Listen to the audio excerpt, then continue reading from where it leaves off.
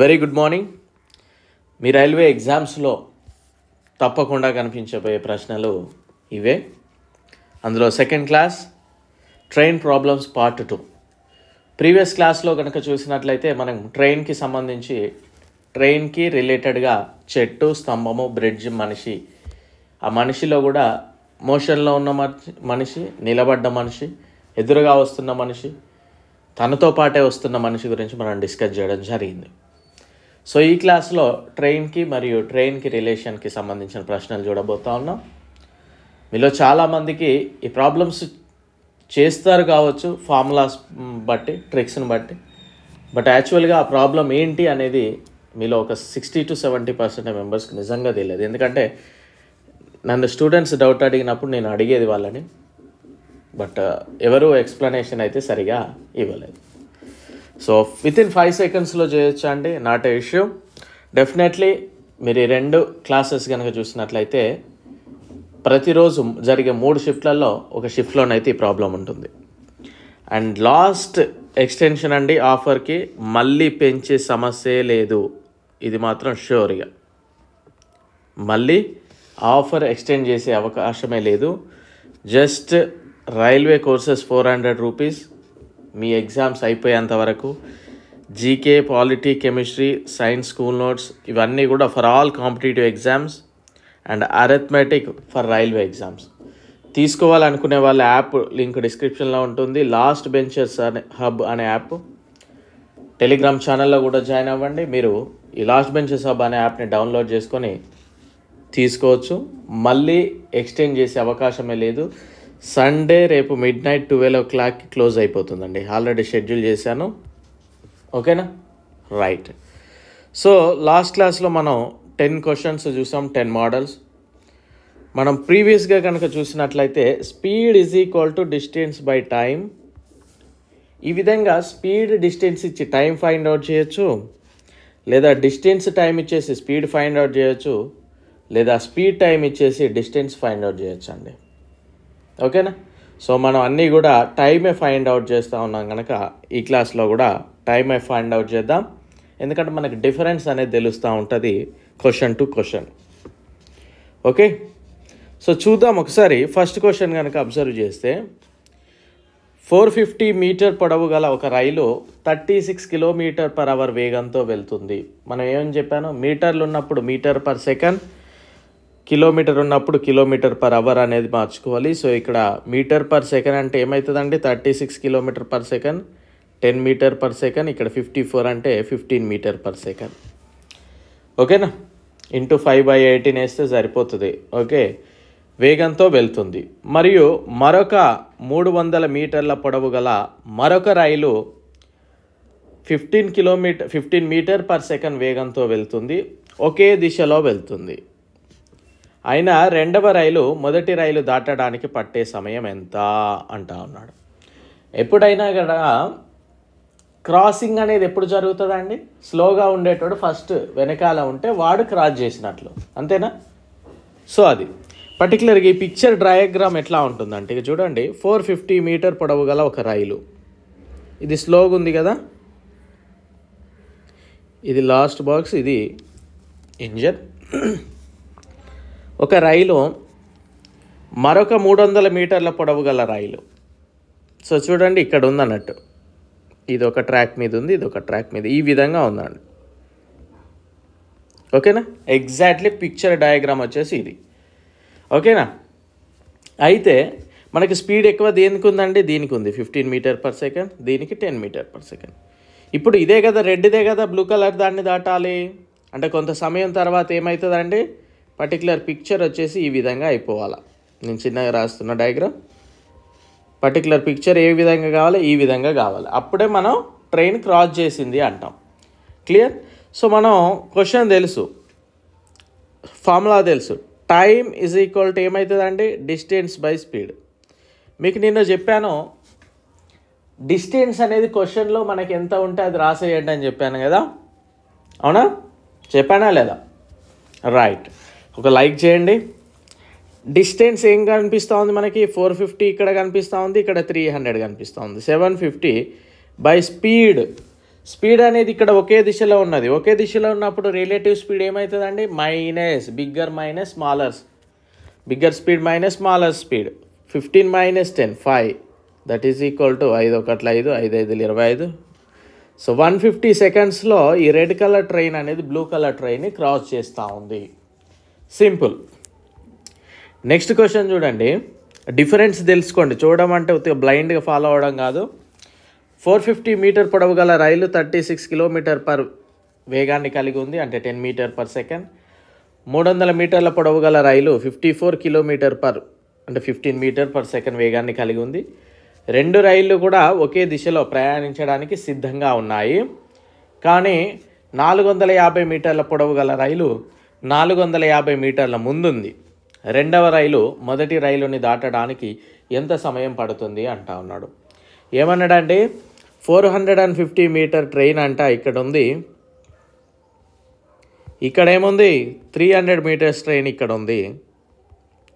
అయితే వీటి మధ్యలో డిఫరెన్స్ ఎంత ఉందట అంటే డిస్టెన్స్ 300 మీటర్స్ డిస్టెన్స్లో ఉందట. 300 450 మీటర్ డిస్టెన్స్లో ఉంది. ఇది పర్టికులర్ పిక్చర్. ఈ క్వశ్చన్కి పిక్చర్ వచ్చేసి ఇది. సో ఇప్పుడు మనకి ఫార్ములా ఏంటిదండి? Time is equal to distance by speed, then distance is equal to total distance. 300 450 450 1200. ఒకే దిశలో అన్నాడు కనుక బై 5 5 2 10 5 4 20 240 సెకండ్స్లో ఈ బ్లూ కలర్ ట్రైన్ అనేది కంప్లీట్లీ బ్లాక్ కలర్ ట్రైన్ని దాటుతూ ఉంటుంది. పర్టికులర్ పిక్చర్ ఇదండి. మనకు పిక్చర్ వేయడం వస్తే ఆన్సర్ చేసేయచ్చు. నెక్స్ట్ క్వశ్చన్ చూడండి. ఇది డిఫరెంట్ క్వశ్చన్ అండి. ఇక్కడ చాలా జాగ్రత్తగా అబ్జర్వ్ చేయాలండి. మీకు చాలామంది బైహార్ట్ చేసేటప్పుడు ఇలాంటి క్వశ్చన్స్ మీకు ఇన్స్టిట్యూషన్ వాళ్ళు కానీ చెప్పరు ఆ ట్రిక్స్లలో. ఎందుకంటే ఇక్కడ ట్రిక్స్లలో కొద్దిగా కన్ఫ్యూజన్ అనేది ఉండడం జరుగుతుంది కనుక. సో క్వశ్చన్ చూడండి. Particular question. 450 మీటర్ల పొడవు గల రైలు 36 కిలోమీటర్ పర్ వేగాన్ని కలిగి ఉంది, 10 మీటర్ పర్ సెకండ్. 300 మీటర్ల పొడవు గల రైలు 54 కిలోమీటర్ పర్ వేగాన్ని కలిగి ఉంది, 15 మీటర్ పర్ సెకండ్. రెండు రైళ్ళు ఒకే దిశలో ఒకే స్టేషన్ నుండి, note this point, okay station నుండి ఒకేసారి, వెరీ వెరీ ఇంపార్టెంట్ పాయింట్ ఇదే, ఒకే స్టేషన్ నుండి ఒకేసారి. ఈ పర్టికులర్ వర్డే మనకి ఆన్సర్ చేంజ్కి దోహదం చేస్తూ ఉంటుంది. అయితే రెండవ రైలు మొదటి రైలుని దాటడానికి, ఎప్పుడైనా రెండవ రైలు మొదటి రైలుని దాటడానికంటే ఎవరు దాటుతారు? స్పీడ్ ఎక్కువగా ఉన్నోడు వెనకాల ఉంటేనే కదా ముందటోని దాటేది, అవునా? ముందట స్పీడ్ ఉన్నోడు ఉన్నాడు అనుకో, వాడు ఆల్రెడీ దాటినట్టే, మళ్ళీ ఇంకా దాటడానికి ఏముంటుంది? ఉండదు. అందుకే స్పీడ్ ఉన్నోడు ఎప్పుడైనా వెనకాల ఉంటేనే ముందటోని క్రాస్ చేస్తున్నట్లు. ఓకే, సో ఇక్కడ చూడండి. ఈ పర్టికులర్ క్వశ్చన్ అర్థమైంది కండి. ఇప్పుడు ఈ పర్టికులర్ డయాగ్రామ్ చూద్దాం. 450 మీటర్స్ ట్రైన్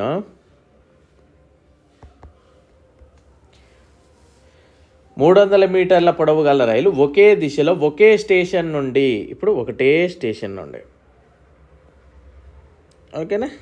ఈ రెండు కూడా ఇటే పోతా ఉన్నాయి. ఇప్పుడు దీని స్పీడ్ ఏమైందండి? ఇది 10, ఇది 15, ఓకేనా?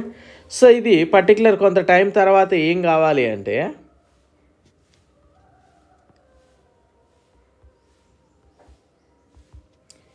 ఇక్కడికి వచ్చి ఈ పొజిషన్కి వచ్చినప్పుడే ఈ ట్రైన్ అనేది దాటినట్టు. అంటే ఇక్కడ మీరు అబ్జర్వ్ చేయాల్సింది ఏంటి?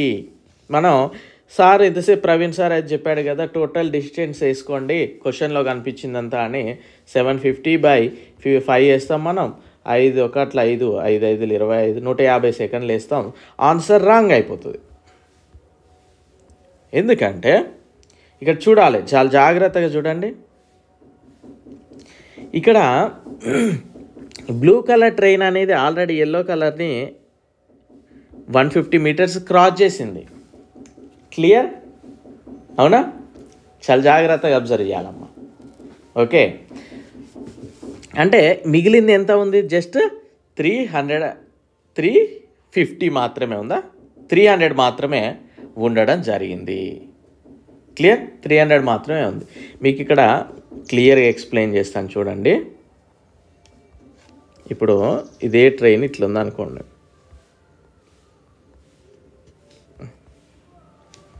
ఇదే ట్రైను ఇక్కడ ఉంది. సో సపోజ్ చూద్దాం,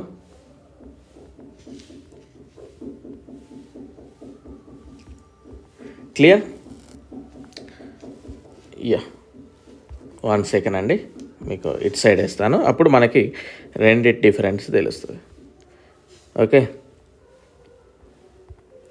300, 400, 450. ఈ పర్టికులర్ పిక్చర్ని డ్రా క్రాస్ అవ్వాలంటే ఈ ట్రైన్ ఎక్కడికి రావాలంటే ఇక్కడికి రావాలి. అప్పుడు ఎంత ట్రావెల్ చేసినట్టు, ఇది ఎంత ట్రావెల్ చేసినట్టు అండి? బ్లూ కలర్ ట్రైన్ 450 ట్రావెల్ చేయాలి, ప్లస్ 300 ట్రావెల్ చేయాలి, 750 ట్రావెల్ చేయాలి. బట్ ఇక్కడ ఈ పర్టికులర్ పిక్చర్లో ఎంత ట్రావెల్ చేస్తే క్రాస్ అవుతుందండి? జస్ట్ 300 క్రాస్ చేస్తే అయిపోయినట్లే కదా. ఓకేనా? సో అది వీటి యొక్క డిఫరెన్స్. ఈ పర్టికులర్ క్వశ్చన్కి ఒకే దిశలో ఒకే స్టేషన్ నుండి ఒకేసారి ప్రయాణం కనుక మొదలు పెడితే ఆన్సర్ ఏమవుతుంది సార్ అంటే time is equal distance by speed. Distance is equal to speed ఏదైతే ఎక్కువగా ఉందో ఆ ట్రైన్ యొక్క లెంత్. స్పీడ్ దేనిది ఎక్కువగా లెంత్ ఉంటుందో దాంది. సో ఇక్కడ 300 మీటర్స్ ట్రైన్ది లెంత్ ఎక్కువగా ఉంది. ఇక్కడ ఒకే దిశలో ఉన్నప్పుడు 5/60 60 సెకండ్స్ అనేది గుర్తుపెట్టుకోండి. వెరీ వెరీ ఇంపార్టెంట్ ఇది క్వశ్చన్. కన్ఫ్యూజ్ అవ్వకుండా ఉండడానికి వెరీ ఇంపార్టెంట్ అని చెప్తా ఉన్నా. ఓకేనా? నెక్స్ట్ క్వశ్చన్ చూడండి. 450 మీటర్లు మరియు 300 మీటర్ల పొడవు గల రైళ్లు ఒకదానికొకటి ఎదురెదురుగా వస్తున్నాయి. మొదటి దాని వేగము 36 కిలోమీటర్ పర్ వేగము, రెండవ దాని వేగము 54 కిలోమీటర్ పర్ వేగము అయినా కలిసిన క్షణము నుండి ఒకదాన్ని ఒకటి పూర్తిగా దాటడానికి ఎంత సమయం పడుతుంది అంటా ఉన్నాడు ఇక్కడ. సో చూడండి, 450 మీటర్స్ ట్రైన్, ఇది 300 మీటర్స్ ట్రైన్ ఎదురెదురుగా వస్తూ ఉన్నాయి. ఇది ఇటు పోతూ ఉంది అన్నట్టు. ఓకేనా? అప్పుడు వాటిని దాటడానికి ఎంత టైం పడుతూ ఉంది అంటా ఉన్నాడు. సో అప్పుడు నెక్స్ట్ కొంత సమయం తర్వాత ట్రైన్ ఏం కావాలి? బ్లూ కలర్ ట్రైన్ ఇక్కడ ఉండాలి, గ్రీన్ కలర్ ట్రైన్ ఇక్కడ ఉండాలి. అవునా? అప్పుడే ట్రైన్ దాటినట్టు. So very easy. Time is equal to distance by speed. Time is equal to distance ఏమవుతుంది ఇక్కడ 750 బై స్పీడ్ ఏమవుతుంది? ఎదురెదురుగా వస్తున్నాయి కనుక రిలేటివ్ స్పీడ్ ప్లస్ అవుతుంది. అంటే ఇక్కడ 10 ఇక్కడ 15 ఏమవుతుంది? 25 3s 30 సెకండ్స్. 30 సెకండ్స్లో ఒకదాన్ని ఒకటి దాటేస్తూ ఉంటుంది. సో 13th క్వశ్చన్ మాత్రం మీరు మర్చిపోవద్దండి. మిస్టేక్లో కూడా మీరు అక్కడ టోటల్ డిస్టెన్స్ రాయొద్దు. నెక్స్ట్ క్వశ్చన్ చూడండి. 450 మీటర్ పొడవు గల రైలు 36 కిలోమీటర్ పర్ అవర్ కలిగి ఉంది. 300 మీటర్ పొడవు గల రైలు 15 మీటర్ పర్ సెకండ్ వేగం కలిగి ఉంది. రెండు రైళ్లు ఎదురెదురుగా ప్రయాణించడానికి సిద్ధంగా ఉన్నాయి. వీటి మధ్య దూరము 900 మీటర్స్ అండి. అయినా ఈ రెండు రైళ్లు ఒకదాన్ని ఒకటి దాటడానికి ఎంత టైం పడుతుంది? సో సేమ్ ఇంతసేపట్లాని క్వశ్చనే, బట్ ఇక్కడ దూరంగా ఉన్నాయి. ఓకేనా? ఇక్కడ ఉందన్నట్టు. ఇప్పుడు వీటి మధ్యలో గ్యాప్ వచ్చేసి 900 మీటర్స్ ఉంది. సో మన అందరికీ తెలుసు టైమ్ ఈజ్ ఈక్వల్ డిస్టెన్స్ ఏమవుతుందండి? Total distance 900 plus 300 1200 plus 450 1650 boy ఎదురెదురుగా ఉన్నాడు కనుక 25. సో ఏమవుతుందండి? 5 5 25, 5 3 15, 5 3 15 0, 5 6 66 seconds.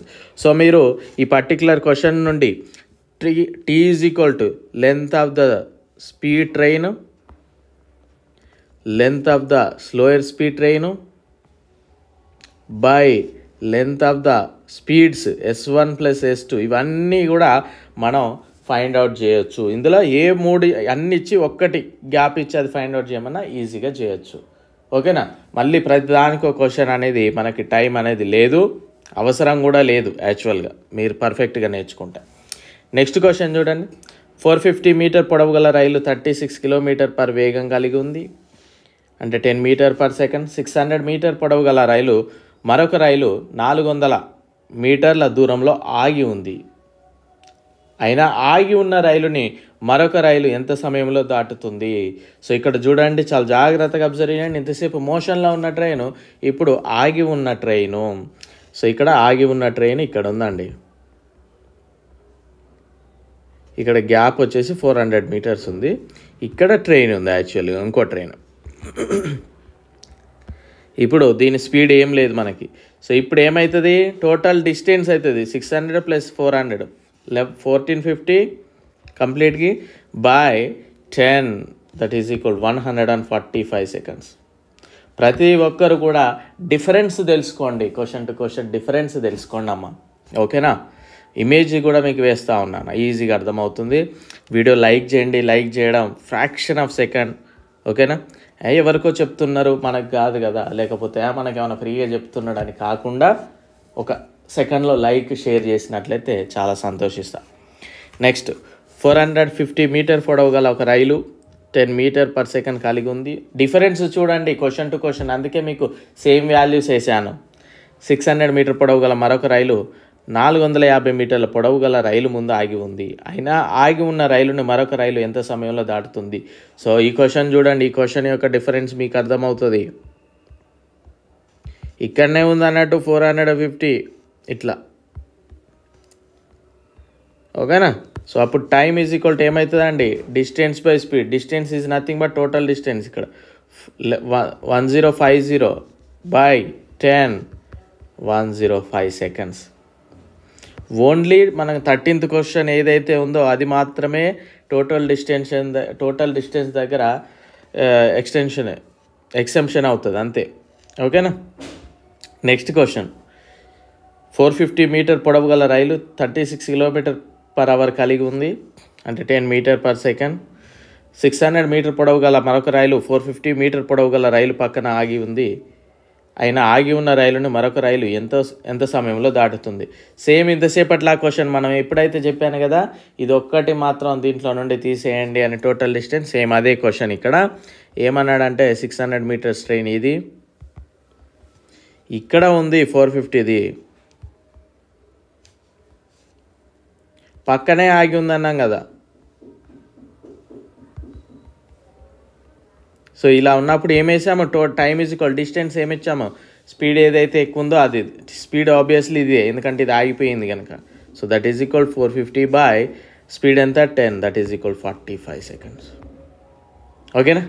So very dead easy, అంటే మ్యాథ్స్ అంటే భయపడాల్సిన అవసరమే లేదు.